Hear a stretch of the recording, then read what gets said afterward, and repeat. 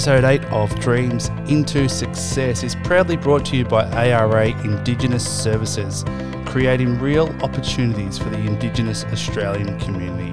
Visit indigenous.aragroup.com.au. Today I'm excited to have one of the all-time great Australian cricketers on the show.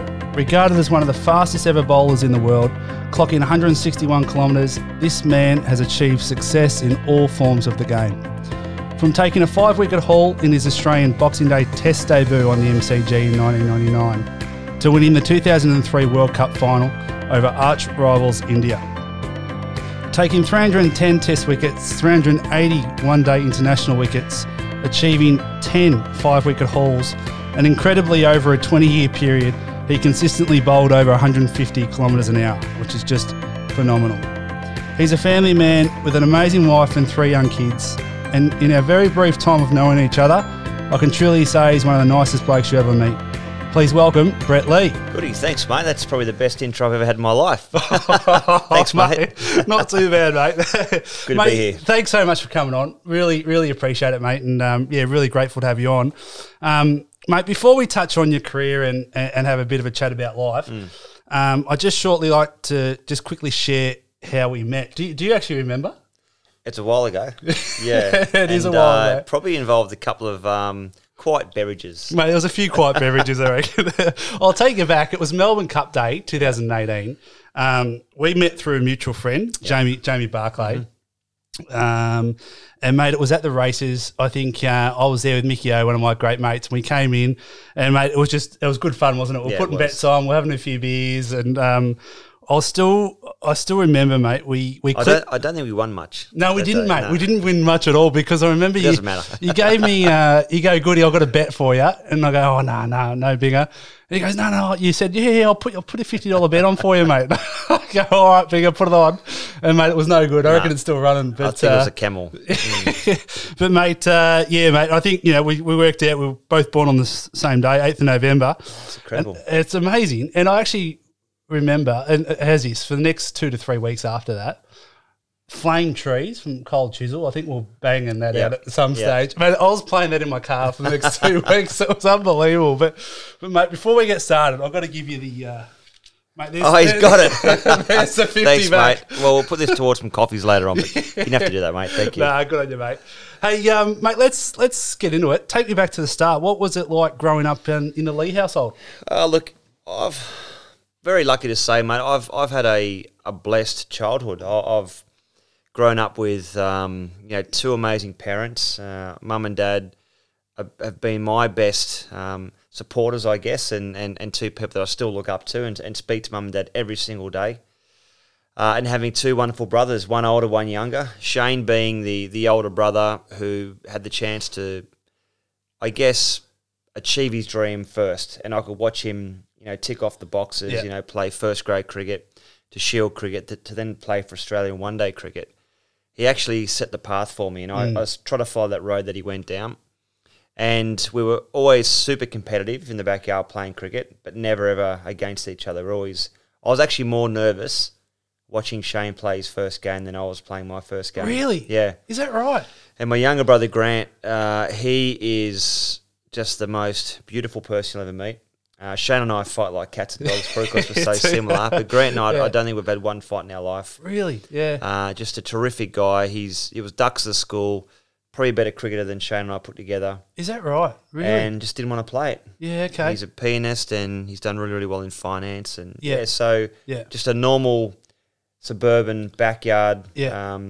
But yeah, the whole household is filled with love, and I think it's so important. And great memories. Oh, mate, absolutely. Yeah, and that's what I try to achieve here. Yeah, absolutely, mate. And I suppose going back to that young age, and you just mentioned, playing cricket in the backyard with your brothers and things like that. Did you know at all what you wanted to do at a young age? Like, what was your dream, I suppose? Well, my dream was at the age of 9. Mum and Dad asked me, as they asked all the 3 boys, what's your dream when you get bigger and you're stronger, type of thing. People say, I want to be a policeman or a fireman type of thing. And I said, I want to play cricket for Australia, wear the baggy green cap and bowl over 160 Ks at the age of 9. Mate, so you knew that back then? It's... Wow. it's hard to explain because there'll be a lot of kids listening in here and a lot of, adults that also too had dreams of and aspirations of one day playing for their country in, different sports. You mentioned your father before was a Olympic cyclist, and so you've had that with your life as well, and obviously seen the dedication that he went through. And there are a lot of kids that have dreams, but not many kids get the chance to say they've achieved that dream. Lived it out. But I actually knew somehow, without being cocky or pretentious, probably because I'm stubborn, and that's I guess when you're born on November the 8th with Scorpios, we're exactly right. We're very stubborn, we but are. That's what makes us who we are, I guess, and all the setbacks, which I'm sure we'll get through later on. But I just knew I wanted to play for Australia. Nothing was going to stop me. And nothing was going to get in your way, was it? No. Mate, that's amazing. That's an amazing insight because it is so true. And I'm probably finding it out even now at a later life. Like I always had that mindset. But, if you want to achieve something, you can just set your mind to it and almost, if that's what you want to do, nothing will get in the way, will it? Yeah, look, your mind is a wonderful thing, and having friends that have been in different aspects of their life in terms of, Charlie Teo, who's a friend, and you speak to him about using your brain, and he reckons we use such a small part of our brain, and we can achieve so much more if we actually dedicated something. So if you have a dream, sort of for example, if you have a dream that you want to be the best bowler you can possibly be, and you harness all that energy and that positivity and that real good vibe about trying to achieve that dream, it's amazing that when you put your mind to something, you can actually achieve it. And people say, well, there's luck involved. Of course there's luck involved. There's luck making the right team at the right time, being at the right place at the right time. But I think you make your own luck in life, and the harder you train, the luckier you become. Mate, I know there's cliches that you can use all day long, but it's true. Mate, I couldn't agree anymore. And we'll get on mindset and that type of thing later on. But, I couldn't agree anymore with having that positive attitude towards it. So, mate, talking about your dream, and your dream was to become an Australian cricketer, just to those kids out there, how important is it to have a dream? And it may not be an Australian cricketer. That's right. It could be... Mate, you could want to play the guitar or whatever it is. How important is it to have a dream and maybe set some goals to try and achieve it? Yeah, look, when I go and chat to kids at schools, and I actually say that ask that exact same question, and kids say, well, I want to play for Australia. So to me, success isn't measured on playing for your country. It isn't measured on how many dollars you have in the bank or what house you live in. To me, it's like, what type of person are you and what type of person do you want to become? So if your dream is to play 5th grade for Manly, and you achieve that, then you, in my eyes, have achieved what I want to do is play for my country, because that was my dream. So that's the top of the lid that you want to sort of get to. That's the seal on the roof. If you can get to that point, then you've achieved your dream. If your dream is to be the best policeman, that you possibly can, that's a massive achievement. So I think sometimes through the media, and we're all guilty of it, that we expect people to, you've got to play, you've got to be the quickest bowler, you've got to be the best batsman, you've got to be the best football player type of thing.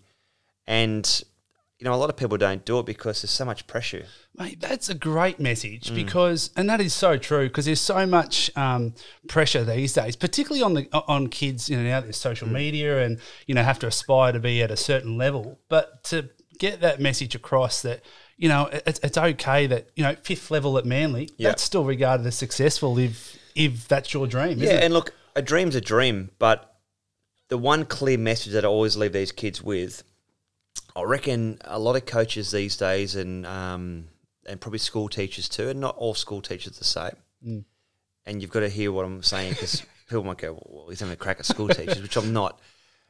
I guess the mindset sometimes is just have a go and just try your best, and that's fine, right?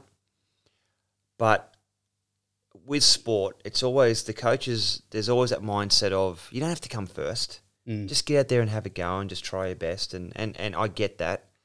But then when we sit down to have an exam at school, you've got to get the highest marks you possibly can. When you go for your job, you have to try and get the best job you possibly can. So we're almost building a culture of not to give up, but just to do enough. And I think sometimes the message I want to get across to kids too is, no, you can do more than just have a go. Get out there and try to win. You've got to win. Yeah. Nothing wrong with winning. No. Because winning is a part of your life. I don't care what people say. Winning, you have to go out there to try to win, but you've got to understand that you're not always going to win. You've got to be a good loser too. Absolutely. And that's the fallback. So it's all about winning. You got to go out there and try to win. But when you don't, you appreciate the team or the person that's beat you. Mate, that's a great message again, because that's so true. If you've gone out there, you're giving it your 110% and you do lose, there's a whole lot of lessons learnt from that, from losing there, to know that you can, I can actually get even better than what I thought I could get. You can actually learn, I think, more in life, certainly from sport. And I always talk from the sport aspect because I think sport's what I've done for my whole life. But sport and business are very similar. And if you can actually learn through making mistakes, so many kids out there are so worried about making or choosing, the wrong thing to do. Yeah. If they make a mistake, they might think they've let their parents down. Nothing wrong with making a mistake as long as you learn from that. And why did I make it? Why did I bowl that last ball? Try went for the glory ball and got hit for 6. Yeah. Whereas I should have just gone wide line Yorker, for example. That last kick, you try and do a massive torpedo to try and get it through from 50 out. Yeah. And, you just could have gone, just swim between the flags, do what you've done your whole life type of thing. Yeah. Don't try to overcomplicate things. But just quickly going back to that dream, I always say to kids leaving when the school, I said, someone has to play for their country. So why not be you? Yeah. If we all have that mindset, it's too hard, no one can do it, you've got more chance to win the lottery, which is true. Well, mate, Someone's there's only gonna do 11 cricketers in Australia. 11 spots. 11 spots. So and you can imagine what a kid's thinking, it's too hard. But that's a good little message to leave them with, it's got to be someone. I'm from Mount Warrigal on the south coast, 2 hours out of Sydney, and we had 2 boys that both played for Australia. Mate, that's amazing. So, and then the Chappell brothers, and you think about other, the Hussies. Yep. So anyone can do it if you provide that access to listening to your coaches, if you understand the knowledge, and if it takes a bit of skill too. Yeah. And luckily, my mum had all the sporting skills. Is that right? Sorry, Dad. Dad Dad had the mental strength. Yeah, okay. Yeah, right. And was really good because Dad Same never with my played dad, cricket. actually. Yeah. But Mum had the sporting gene. Yeah. And she tells him every day. I bet, mate. Hey, Binga, mate, I'm actually quite a positive person as well, and obviously a lot of confidence was instilled in me as a young kid, but also, taught to work hard and be a kind person. That's all down to my amazing parents as well. And we've already touched on what message you'd probably give an aspiring 11, 12-year-old kid wanting to play cricket for Australia. But if someone did come up to you, and ask you that, what would you say? What's the first thing you'd say to do if you're 11 to 12-year-old? Well, you try and break things down and just say, what do you want to go on to? If that's your dream, what would you try to aspire to be? So they might say, well, I want to play cricket for Australia, or I want to play in the IPL, or I want to play one-day cricket. That's fine, okay? So then you have to work your way back. To get to that top job in Australian sport, you've got to make the under-12s, and then you've got to make the under-14s and the under-16s, and you're going to go to grade cricket, maybe start in seconds or thirds, and then work your way up. There's there are all these little there? pathways. Yeah. You don't just go from being a 15-year-old gun bowler Yep. to being in the Shield team. Yeah. Because there's all those things in between. But the message I would say is that you've got to commit 100%. If that's the dream that you want to try to achieve, you have to commit 100%. And to commit 100%, you have to give up so many things. Like Friday nights for me as a 17, 18-year-old kid, my mates are going to the pub. Yeah. They're partying, they're having a great time, and here's me going to bed at 9 o'clock. Yeah. Because Mum and Dad had to drive me up to Campbelltown. Had a game the next morning. Had a game the next morning and had to play again on Sunday, and we'd be driving all over Sydney somewhere. And there was times where I go, I just want to have the normal weekend. I actually don't want to play cricket. And you're having tough times. You haven't taken wickets. And so you never got burnt out then, really? Oh, I was, yeah. There were plenty of times I got burnt out. Yeah. I actually think I got injured, or the injury happened to actually give me a break. Yeah, right. So once again, try to be positive. Yeah, yep. And not that you want kids to get injured. No. But injuries do happen. And that's the other thing too. So when you're 12, you say, righto, if that's your dream, understand that there's going to be times that you will hate cricket or sport. There'll be times where you will try and do your own thing, and you won't take the advice from your parents or the coaches because you think that you know it all at 12, which you don't. There'll be times that you get injured and you want to leave the game. So it's a roller coaster. It's not going to be easy the whole way, is it? No. But you just keep that emotional level nice and calm. Yeah. Your highest of highs aren't too high. Your lowest of lows, you compress it, and you ride that emotional wave right through. That's not something I'm great. I get fairly emotional. Do you? I get, Depends how many coffees you have, mate, I reckon I've had a few. Well, mate, yours was quite strong before. Binga, mate, describe the moment when you first received your baggy green, mate. That must just have been, obviously a childhood dream, but mate, it must have been an amazing moment for you. Yeah, I was watching the test in Adelaide, and it's that famous test against Pakistan where Gilly got the boys home, and he's only played in a couple of games himself. He was number 381 test player for Australia. Scott Muller was 382. Right. And there was a bit of pressure on Scott Muller. He didn't have the best of game. I thought he bowled pretty well, actually, to be honest. But Corey Richards, who was my roommate and played for Australia, and he played for Australia as well, and we'd been in a place in Pyrmont, rooming together for about 4 or 5 years.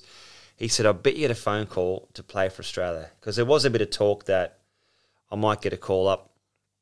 And sure enough, after the test had finished, about 2 hours after the test, sitting there watching some TV, listening to some music, and the phone called. And like, hello, and such here from the Australian Cricket Board back then. Of the ACB, yeah. The ACB. Just letting you know, Brett, you've been chosen in the 12 to go to Perth against Pakistan. And I look at Corey and I'm like, this is the call that I've been waiting for my whole life. Well, he's run the fridge, 2 Coronas he cracked. I'm trying to listen, take down notes, what time I have to be at the airport tomorrow, and this and this and this. And I was shaking. Like, I was literally, it's sort of like that was the moment of my life where I thought, there's a chance I'm going to play for Australia here, a really good chance, because I'm actually in the 12 now. Wow. Doesn't mean that I'll play, but there's a chance. And I actually didn't play. Went to Perth against Pakistan. That was the last game in that series against Pakistan, and thank God, because Shoaib Akhtar was bowling what felt like about 190 Ks at the He was quick, wasn't he? Real quick. Yeah. And I then got left out of the next team that went to Adelaide because they used 2 spinners, which generally happens. And then the Boxing Day test came along, so that was my opportunity to, I guess, burst onto the scene. But that was, I could actually look back and I still get goosebumps today thinking, what's that, 21 years ago? Do you? Yeah. How it happened. But, it was just Corona in one hand and try and take down notes in the other. And mate, that's a great story. Nothing sinking in. Was there any Coronas on the plane on the way over? No, well, I remember we went up to the Oaks at Neutral Bay. Oh, yeah. My brother took me up to the Oaks to have a steak the night before and just to sort of congratulate me, and, had a couple of quiet beers. And, but I was just, just excited. And Shane was like, this is a really good opportunity. He said he never got to play Test cricket. Yeah. At that stage, he was still hoping to. Right. But he had played for Australia first, and so he gave me a few good pointers on what to do and what not to do, I guess. Yeah. Mate, what an amazing time. And, mate, you obviously mentioned that. How was your feeling, in the 1999 Boxing Day test? What was that like running out? And you didn't bowl first, did you? No, I was bowling first change. Which probably suited me too, because I guess, if you do take the new ball, you are sort of the bowling captain and you got to provide and take wickets first up. Yeah. But I batted with Damien Fleming the day before, and we put on a couple, and I sort of slogged 27 odd. And did you? I didn't know that. Sort of took some pressure off me being out in the middle for over an hour. Yeah. Looking around, seeing 90,000, you know the MCG very well, 90-odd thousand people there, thinking, far out, this is amazing. I can't wait to get here and bowl. Yeah.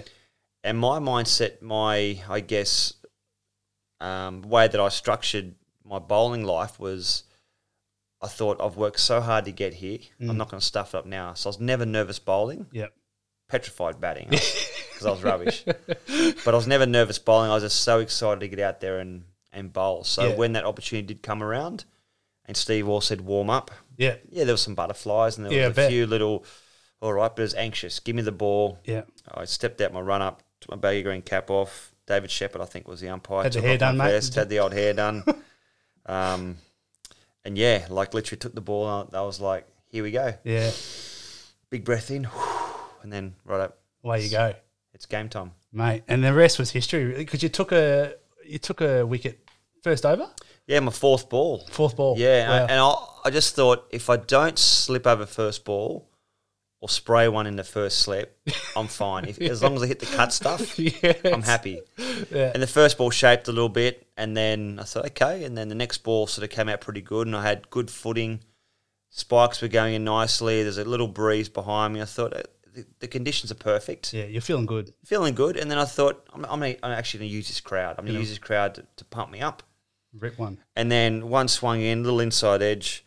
Ramesh, who was Indian batsman, who I do some work in India with, Yeah. and every time I'm on air with him, they always put the clip up. Poor bugger, right? He's never lived it down. He's not going to live it down, is he? And once I got that first wicket, that was like pressure's off. Yeah. I can just have fun now. Weights off the This shoulders. is like a game of backyard cricket. And you're living your dream. Got Living the dream. Test wicket. How good is life? I thought I just want one. I didn't want to be that one test wonder. Yep. And not get any wickets and no runs type of thing, but to get that first wicket that no one could take away from me, Yeah. that's all I wanted. But then I thought, well, I got one. Mm. I wouldn't want another one. Oh, And wouldn't want another one. And that just, Mate, kept on. And 5. yeah, and 5, which is, Mate. I never thought that I'd get 5. No, Yeah. I was just having to get one.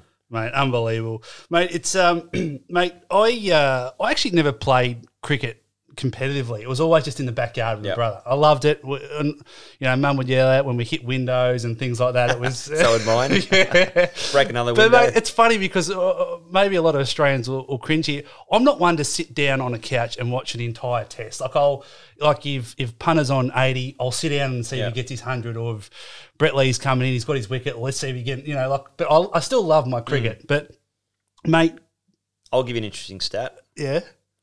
I've never sat down and watched a full test match on the lounge. Really? No, never.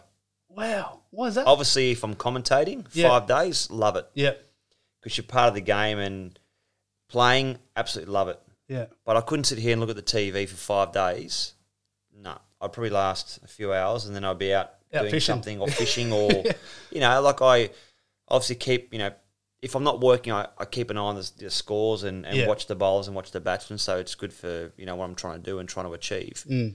But probably because I'm hyperactive. Yeah. I just couldn't do it. I don't know. We're similar, mate. Well, what I was getting to was 34 or 35 November, mate. I feel so blessed to have grown up in an era of Australian cricket where, and look, you knew them all. Like I've got some names written down here: Mark and Steve Waugh, Shane Warne, Glenn McGrath, Ricky Ponting, Adam Gilchrist, Justin Langer.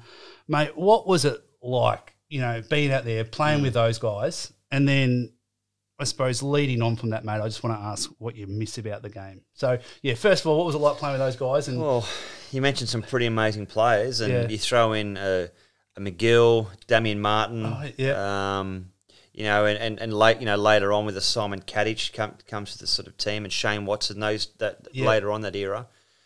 Play with some amazing match winners, but top blokes. Yeah. So, to me, it was like, I don't know. I think Steve Waugh once said that when you get the chance to play Shield cricket or play for your country, it's like a bucks party every day of the week.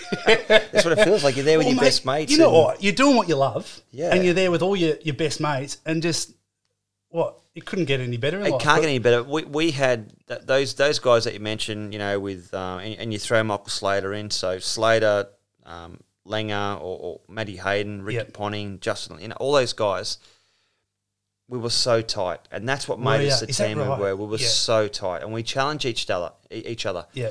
When I was in the nets bowling to Slater or to Punter or to Adam Gilchrist, I'll be trying to get him out, and I'll be bowling as quick as I could, and I might say I want to work on some short stuff, and Punter would just go, "Yep, bring it on." Really? And I would be out the front line a little bit, just to get just a smidgen maybe, and Punter's going bang bang and just hitting 4s and 6s in the nets.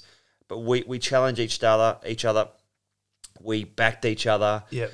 We committed to the sort of the role that we had to play, and we had fun. You really had fun. So you were united as a group then. Really? Oh yeah. And you see, what's happened recently with different plays and plays not getting on, and issues with the the wags and stuff and all these things that you read and that you hear. And I'm just thinking, look, this is meant to be the best time of your life. Yeah. And you've got to keep it tight. I still believe now there are too many people involved in cricket. Back then we had, a coach, manager, fitness trainer. That was pretty much it. Mate, it was completely different back then. Yeah. I actually had a chat with Roosie a couple of weeks ago. He said the same thing. There's so many coaches, there's so many people involved these days on top of the players. It's just completely changed, hasn't it? Yeah, and look, everyone's time is so precious. And when you're playing, if I'm playing a test match, so if today's Tuesday and I'm playing a test match starting Thursday, I might have a good bowl today and I'll rest tomorrow. Yeah. Just to make sure that my hammies are nice and loose. I've got the hydration in. If I felt like I didn't bowl well today, I might have a bowl tomorrow. Yeah. Just to mentally get right. Yeah. But it's all about the guys' timing. So we used to train sometimes for 2 to 3 hours. There would be times we trained for 5 hours, which is too much. Yeah. And that, as I got on throughout the mid-2000s, I think that increased because we had so many staff. Right. And all the staff, they're all lovely people. Yeah, of course, yeah. But they're all employed to come in, and we had coach, manager, assistant coach, a bowling coach, we had a psychologist, we had a doctor, we had a physiotherapist, we had boom, there was 20 staff. Yeah, wow. And so for them, not like a job justification, but there was like 20 people, 20 staff had to get their little piece in. So if the fitness coach wasn't getting his piece of time with the team, he won't get employed next year. No, that's right. If the physiotherapist isn't doing his job, he won't get the go. So we were pulled in every sort of direction because everyone's trying to get a piece of our time to justify what they had to do. Yeah. Whereas I think if you cut it all back, simple again. Keep it simple, stupid. That old saying. Yeah. Less is more. Yep. Train hard. Get out there. And most of the time there were meetings and all these things going on. This is towards the end. Yeah. But what wins you a game of cricket? Taking wickets and scoring runs. Get out there and strip it all do back. It. Yeah. I'm not saying that the whole mental side's so important. Yeah, we'll get to that. So important. Yeah. But you've got to be allowed to breathe as well as an athlete. Absolutely. What do you miss most about it, mate? Do you miss much about the game? I don't miss playing. Don't you? No, okay. I don't. Yeah. You'll never be able to substitute that feeling you get when you get a wicket. Well, certainly when I did, because the way I'd celebrate and carry like a fool. Oh, mate, the chainsaw would come out. Do the Toyota jump or bloody the big chainsaw or the heel click. And that I was doing that playing for Campbelltown or then playing for Mossman. Okay, yeah, right. So that to me was the pure excitement, the adrenaline. It's almost like someone just jabs you with this injection of adrenaline. And if I took a test wicket or a one-day wicket, and then as soon as it happened, I had to run a 100-metre sprint. Yeah. I reckon I would beat most people because that adrenaline just bloody oozes through your body. You just took off, didn't you? And then but that's something where a lot of ex-sports people, they struggle because they can't replicate that adrenaline.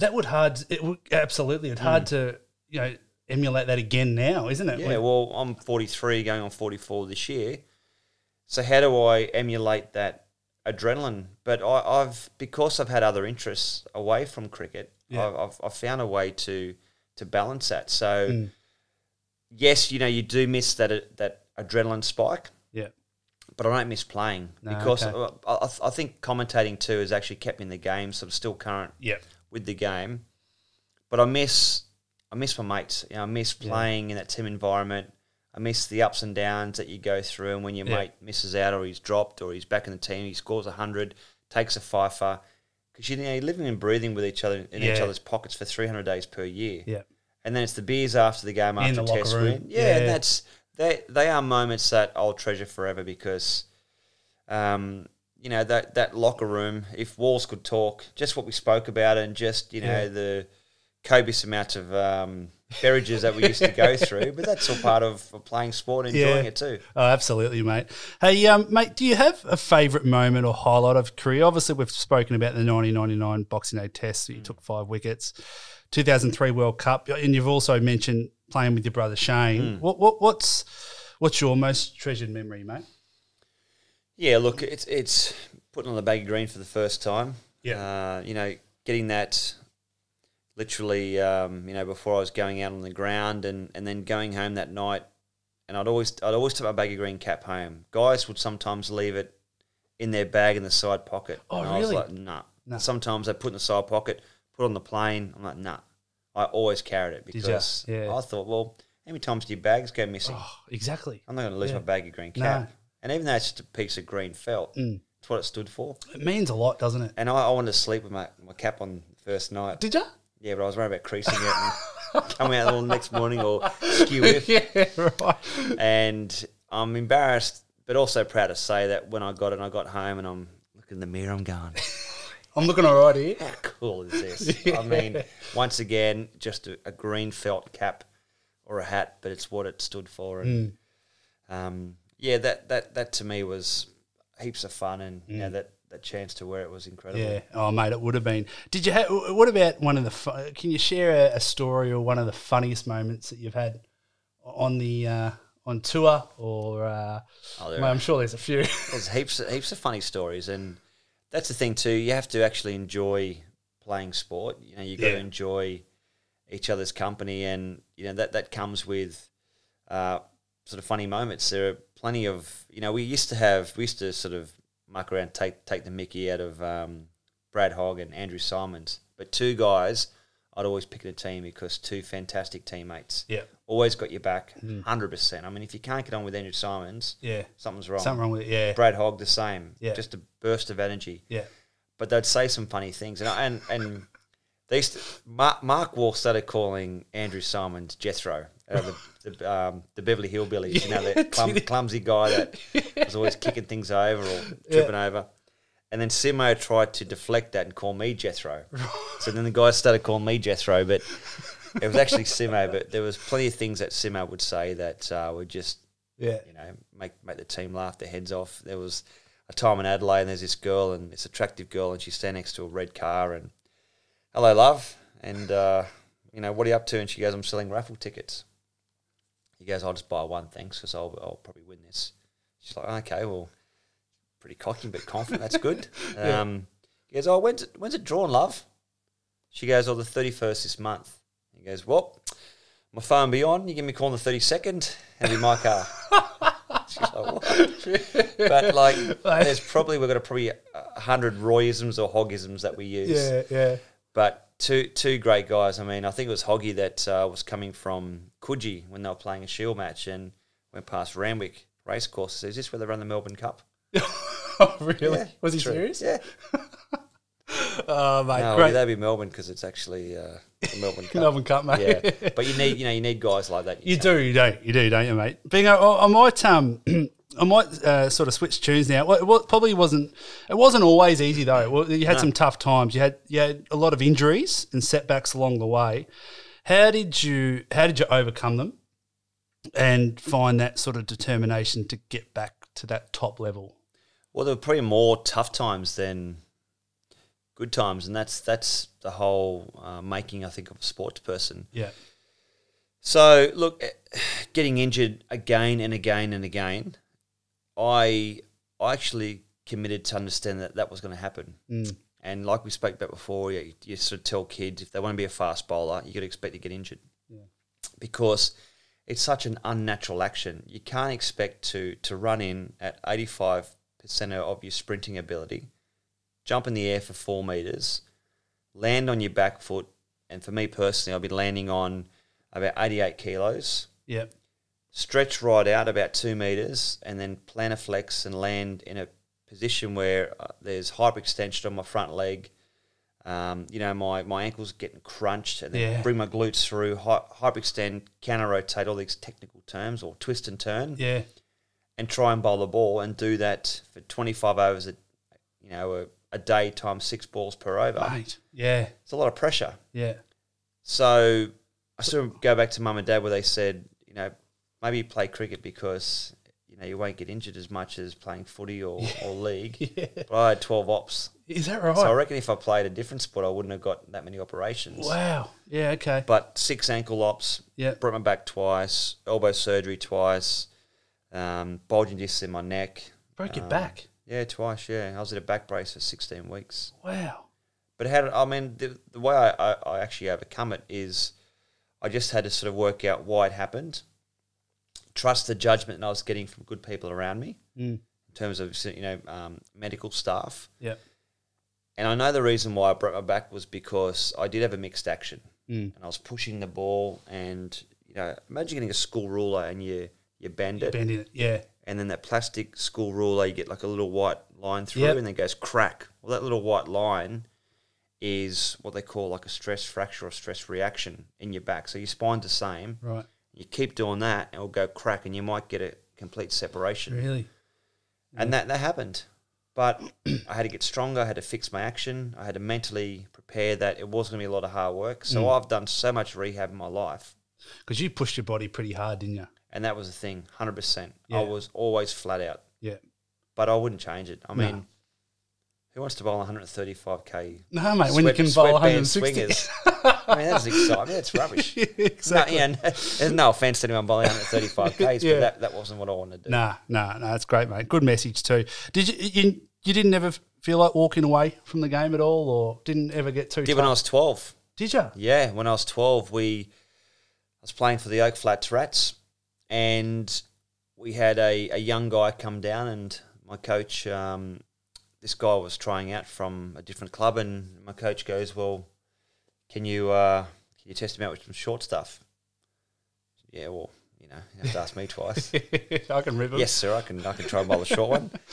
And I bowled one and it went like that, and it hit him in the teeth and knocked his two front teeth out. There's blood all over the wicket, and I felt sick. Yeah.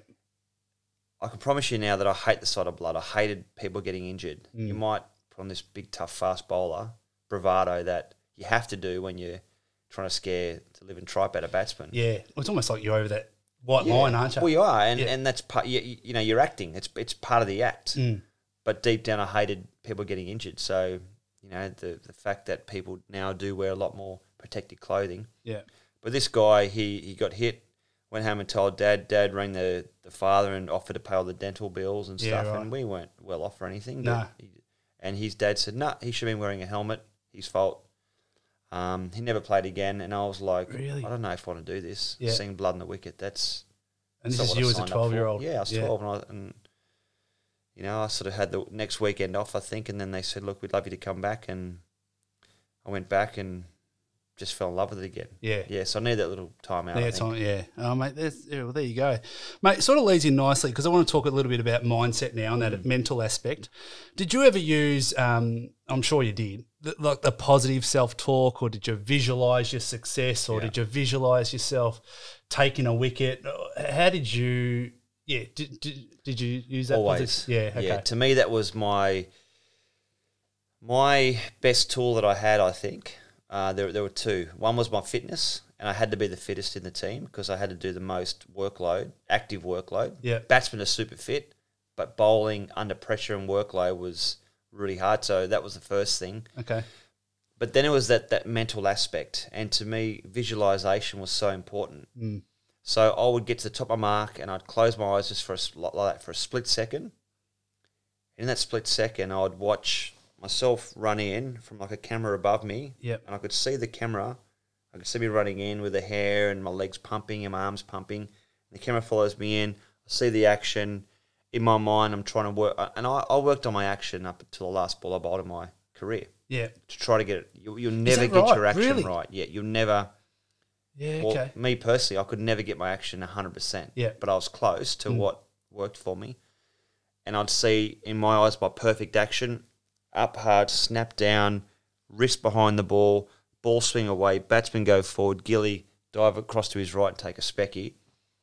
Wow. That was my stock ball. So to me, that's what I'd visualise, five times out of six. Each time, yeah.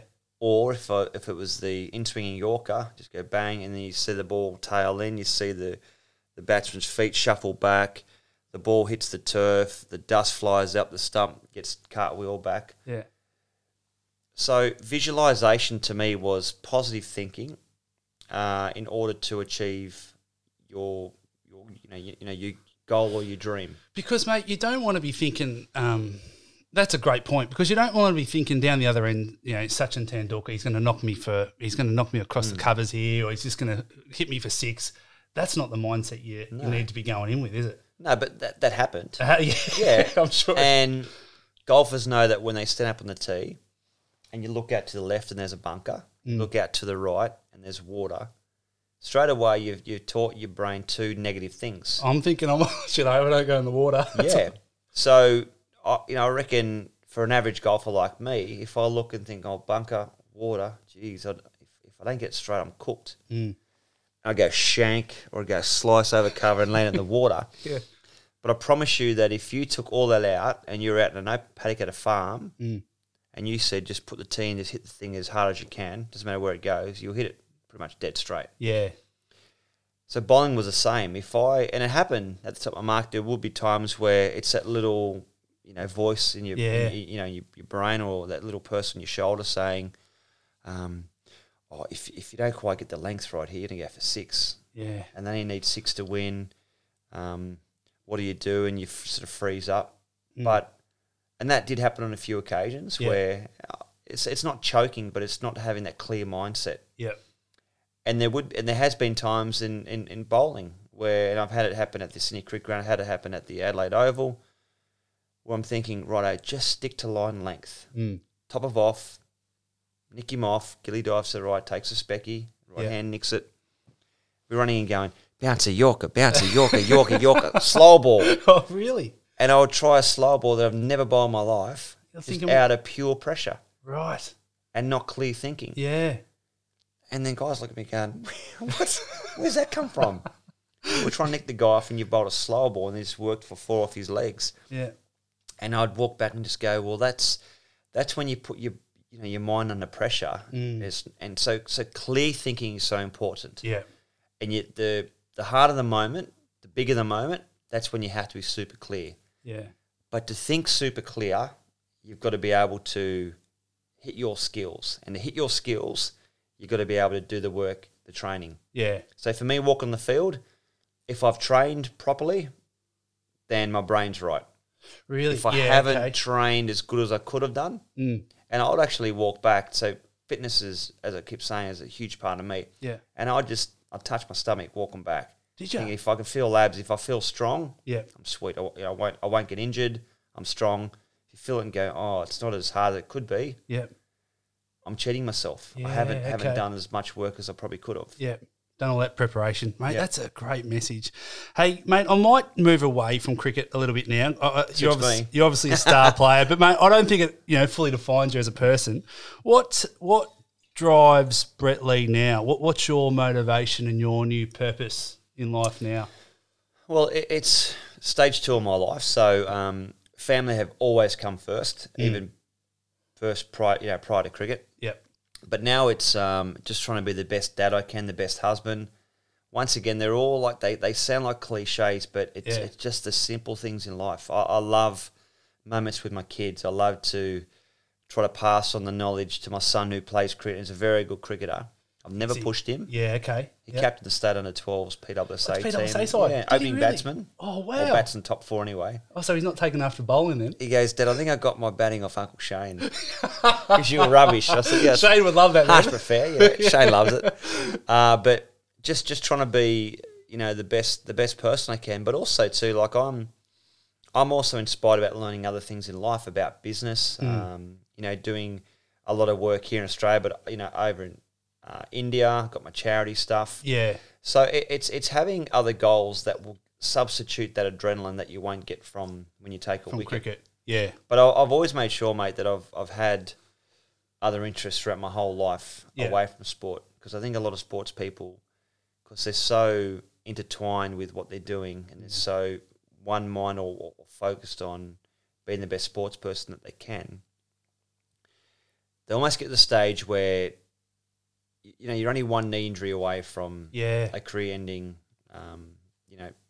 spot. Mate, that's a great point, because, and that would be so true. And you could probably forgive a young 18 to 21-year-old thinking, oh, mate, I don't know what age to get into the Australian team. Like, was it 22, 23? Or, mate, even younger. Pat Cummins was 18, I think, when there he first got in. You're probably thinking, oh, mate, I've made it. I'm going to be here for the next 10 years. But if you don't have those other interests or something, it's not so much to fall back on, but to or this is in my eyes anyway, if it's not just all about cricket and to have something else to other interests, I think that's really important. Yeah, no, I've always worked when I've been playing for Australia, you know, and my boss when I was 17 gave me a job in menswear, and I'm still with him today. I mean, we're launching my own clothing label again. We did some stuff. We had a little bit of a break over the last year or two. Yep. But I've been with him since I was 17. Is that and right? He's taught me so many great things about life and about different skills and different mindsets in business. And they all complement sport too. Yeah. Oh, they do. And when I was working in selling suits in the menswear store in Centrepoint in Sydney, you know, I was cooped up for 6 or 7 hours a day. I get to training and think, ready to go, give me the ball, because I've been wearing a suit the whole day. Yeah. And then come the weekend, I haven't thought about cricket because I've been trying to work on selling 3-button single-breasted notch lapels. It's probably a good thing to take your mind. Yeah, absolutely. So whereas before I had nothing, I wasn't working, and I'd get the game on Saturday and I was exhausted mentally because I'd played the game on my mind 1,000 times. Yeah, right. Yeah, okay. So, yeah, I mean, the advice I'd give to all the young kids and young athletes coming through, doesn't matter what sport they play, is just have like another interest. Have something, whether it's reading a book or fishing or having an interest in cooking or whatever. Doesn't matter what it is. Explore, do something else as well. Yeah. You know, do a podcast. Mate, start a podcast. Mate, this is a award-winning podcast now. That's right, it will be. Mate, do you have a morning routine? Yeah, I try to get up 5 days a week, F45. We've got a studio here in Seaforth and, you know, in the Northern Beaches, which I love. And, you know, I try and do the 5:15 session. If not, there's a 6:15 session now, post-COVID. Right. Well, post getting out of, we're not through it exactly yet, totally. But 5:15's early. You know, when you're getting up with a 4 in it, a 4:30 or a 4:45, it's early. Yeah. I don't mind getting up early as long as I'm fishing. Is that right? To get up to go to so the you gym, get straight up if it's punish. Oh yeah, I'll be leaping out of bed, waiting for my alarm to go off. Yeah. But I find too that getting up and getting the work done in terms of fitness. And there was a time where I missed about a month or two. There was a lot of stuff going on and just with business stuff, and I just didn't feel as sharp. You know, you actually don't feel as physically fit. Once again, you feel like you're cheating yourself. Yeah. You go to bed and you think, oh, I shouldn't have eaten that. Yeah. Now I want to eat and drink what I want, providing that I've done the work in the morning. Yeah. So you get up, you know, and then 6:02 I'm having a coffee. My fitness job for the day is done. Done your fitness. Done. Having your coffee. Did 5:15 this morning. Did you? Had my 2 coffees. So this is like about lunchtime around for you. Yeah, this is done for me in terms of fitness. But we've been doing heaps of walking too, me and my wife and the kids, and it puts you in a good frame of mind, doesn't it, as well? You talk about that clarity before, just to give you sort of a clear state. Yeah, and it's very hard. I hated training. Unless I'm running, I enjoy going for a run just on my own. Yeah. But when you train in a team environment, and I've been training with my brother Shane, and so he's accountable to me and vice versa. Yeah. So if he's not there in the morning, I felt like I've let him down, and vice versa. If I'm not there, I feel like I let him down. So that's good. Yeah, it's just being accountable to someone and being in that team environment where you can have some fun doing it. Yeah, absolutely, mate. Mate, you've tried your hand in a few industries.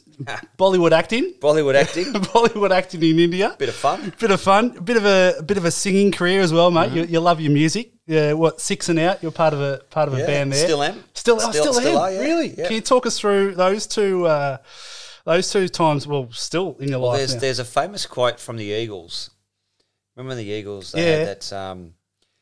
I'm not sure if it was Don Henley or someone came out and said from the Eagles, the Eagles never broke up. We just took a 15-year vacation. Is that right? And so we'd had this time lapse with 6 and Out for a long time. And my brother Shane said, 6 and Out, I've never broken up. We just couldn't get a gig. But we now play probably 1 or 2 gigs a year for charity. Yeah. And it's an excuse for us to catch up. Yeah. Have a few beers. Great fun. And raise some money for people that need it most. Yeah, importantly. But we did about 250 shows around Australia. Did you really? From late 90s to current. Wow. Okay.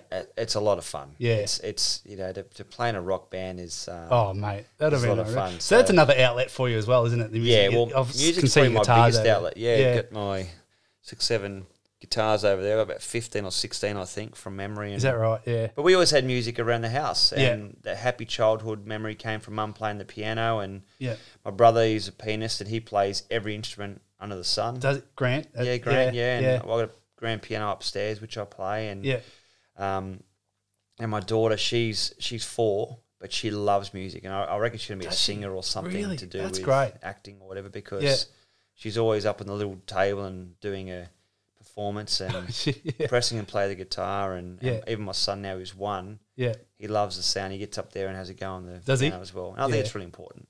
Oh, mate, absolutely. Music, every house needs a grand piano. Well, mate, Mum and Dad have got piano, but I don't think I'm no good at it. No. I think I could play. No, you know what I did play? You're never too late, mate. Everything I can do it for you. I could do that one. Was it? Oh no, that's who was that? That's what's his name? Gosh, Brian Adams. Brian Adams. Come on, Adams. I could do that one. Yeah, that's good. So as a single bloke, mate, I could. Anyway, we'll move on from that. Probably want a couple over. No, about that, mate. Probably can't see, but he's actually blushing here at the moment. Oh, yeah, I am, really am. Mate, final couple of questions. Yep. Thanks again for your time. Pleasure. Mate, I asked all the guests this. 3 life lessons or pieces of advice you'd pass on to those wanting to follow their dreams. So 3 life lessons that you've learned in your life that you would want to pass on to your kids or anyone else out there to follow their dreams. Firstly, if someone tells you can't achieve something, don't try to prove them wrong, but prove to yourself that you can do it. And I've had so many people, doctors, say that you won't be able to play cricket again because you've broken your back. You won't be able to bowl as quick as you can because your elbow's snapped in half.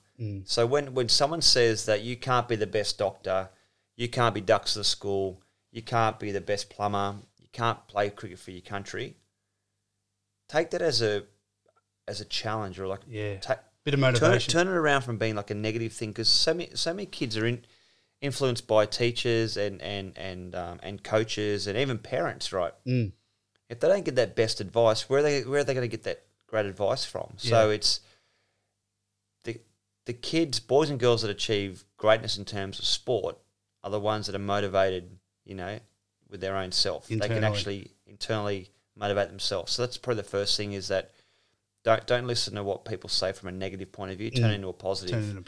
Don't do anything that you wouldn't want to read on the front page or that will embarrass your parents. Yeah, right. That's the thing I've lived by. That's a good one, actually. Yeah. Because what would kill me the most if I let my parents down, that would kill me the most, thinking that if they were shamed through something I've done, if I did something bad in the press or in the nightclub or something like that, that would, yes, it embarrassed me, but I'd be more embarrassed for what I did for my family.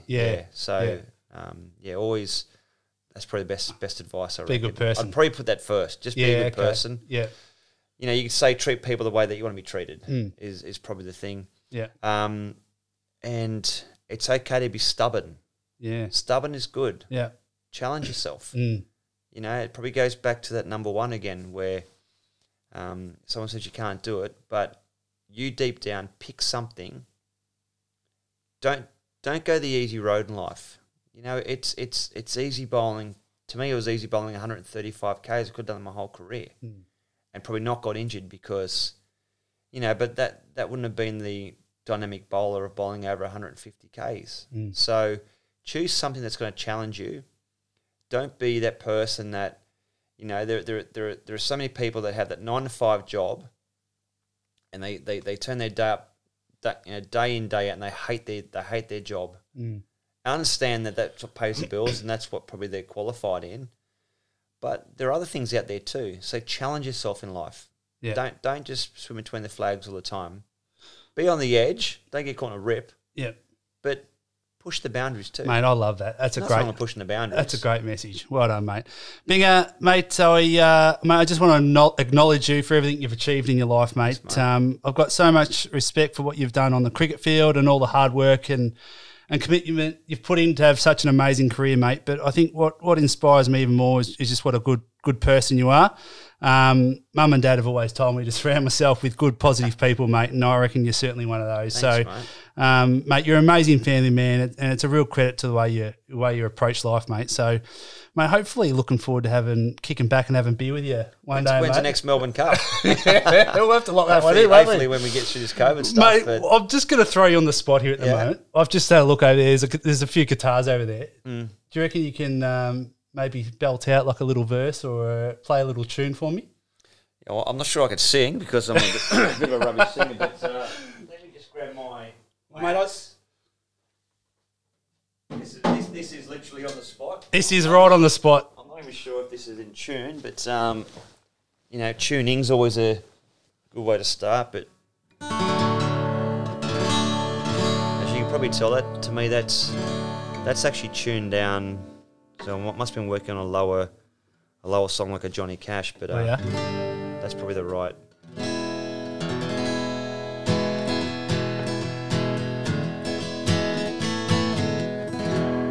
There you go, mate. That's all I got for today. No, but music's fun. This thing goes everywhere, and yeah, it's good. Good on you, Binga. Mate, where can people find you? Social media, website, any books? And yeah, look, I do some stuff on social media. I'm not overly active. I don't post and get up and, hey, morning type of thing. I sort of try and do things that are inspirational. So if we're working on some stuff with some charity stuff or lucky to have some wonderful sponsors and things that we're doing. But Bretley_58 is normally where they can find me. And look, it's you got to have fun in life. Yeah. I don't take myself too seriously. I don't try and be the next Bon Jovi. I never thought I'd be the guy that would take 300 test wickets. I just have fun in life and just try and be a good person, I guess. Good on you, mate. Final question. What's your definition of success?